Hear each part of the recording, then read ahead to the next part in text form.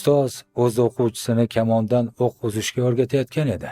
O'quvchi kamonni va ikkita o'qni olib mashq bajarishga shaylandi. Biroq ustoz uning oldiga borib, undan o'qning birini olib qo'ydi.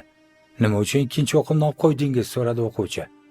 "Men sendan ikkinchi o'qingni emas, birinchi o'qingni olib qo'ydim, chunki birinchi o'qing baribir nishonga tegmas edi", debdi ustoz. "Ammo nima uchun?" hayrat bilan so'rabdi o'quvchi.